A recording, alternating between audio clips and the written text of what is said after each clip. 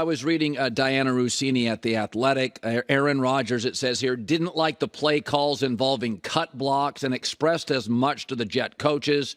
On the play he was hurt, they used those cut blocks. What if this was the last game for Aaron Rodgers? 40 years old, rehab. What if it's his last game?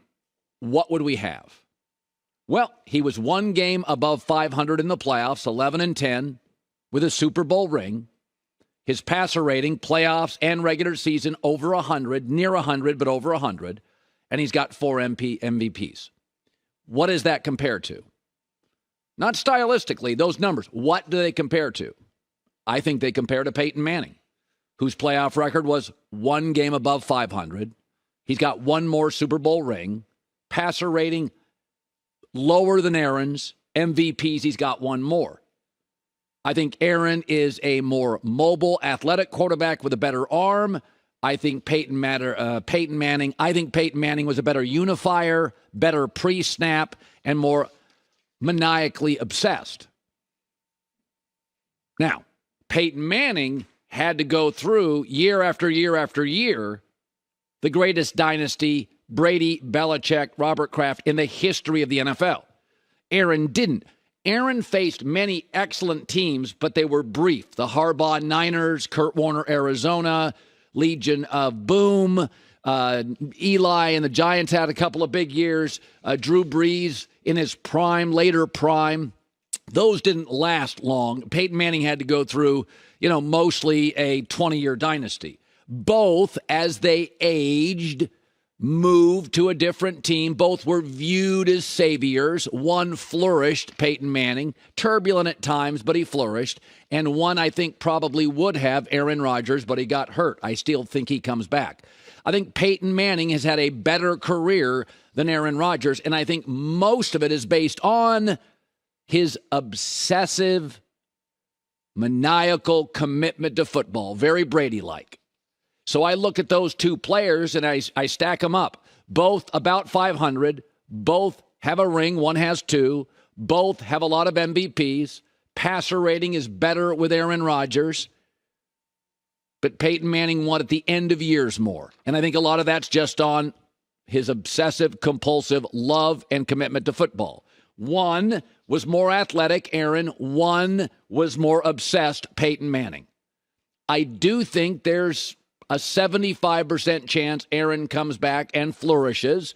I think there's a small chance that Aaron, after rehab, during rehab, is exhausted. He's older, doesn't heal quick enough. I doubt that happens. But Mark Sanchez was on the show yesterday talking about the process Aaron Rodgers will now go through.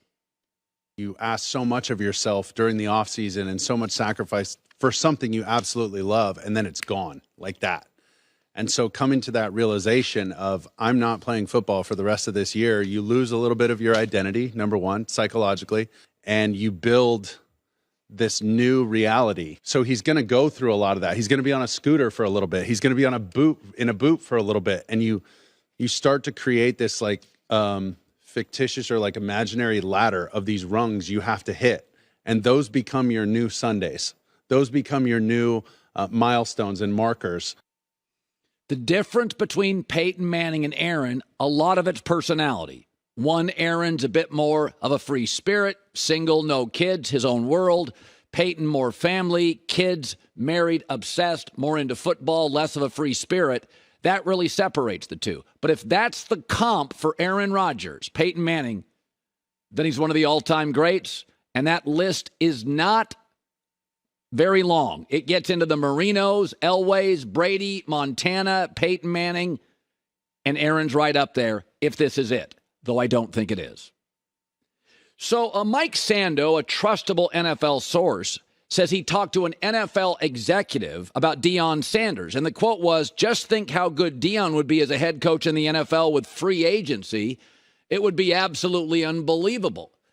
Now, I do think if Deion Sanders' son, Shedeur Sanders, who is just a tremendous prospect, who knows where he goes, where he lands, but what a prospect.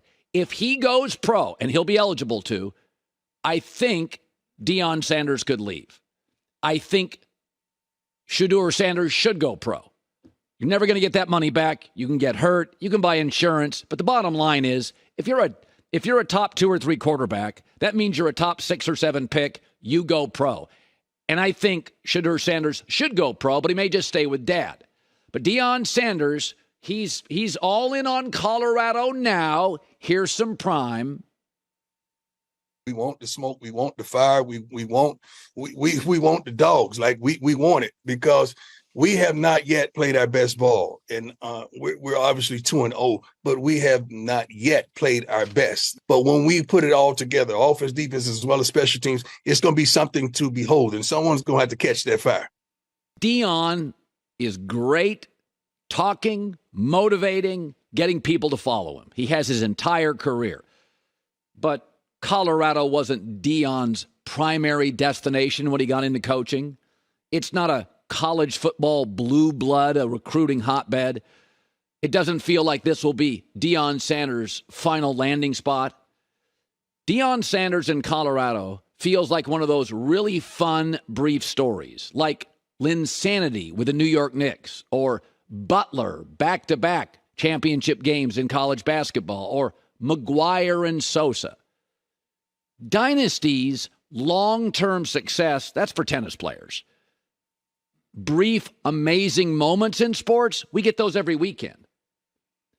This doesn't feel like Rita Wilson and Tom Hanks, or Joanna Woodward and Paul Newman. It doesn't feel like a marriage that lasts forever.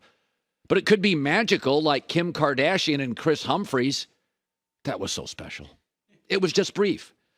I look at what Prime is doing for Colorado football TV ratings. I've been in TV for 30 years, 25 years. It's shocking. It got more viewers than Texas Bama, 2 of the top 6, 7 brands in college football, maybe 2 of the top 5. Colorado football was the lead story. Gets like 9.5 million viewers with an early start. It's insane. I mean, Colorado last year, bottom 5 offense, bottom 5 defense.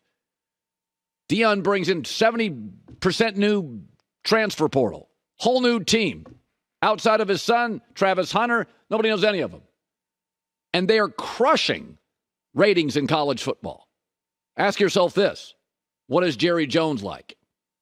Stars and buzz and television, and his former Cowboys and current Cowboys on television. I think there's a better chance Deion ends up in the NFL than that he doesn't. I do think free agency would be special. I do think he relates to players. I think Colorado, Deion is an amazing story, but it doesn't feel like it's going to last that long. Let's be honest. When it happened, my first reaction was, that's weird. And then my second reaction about a day later was, well, he's going to get attention. I mean, he can coach. Jackson State, he won a lot of games. Yeah, I think it's pretty good. I didn't think it was going to be this. I thought they were going to get blown out against TCU in the opener. So it's been magical. It's been Chris Humphries, Kim Kardashian. It's been magical. I just don't know how long and how realistic it is to think it's going to last. Hi, everybody. Thanks for watching. Subscribe here to get the latest from the show. Also, be sure to check out more of the best clips from The Herd, or go watch a few segments from other shows on FS1.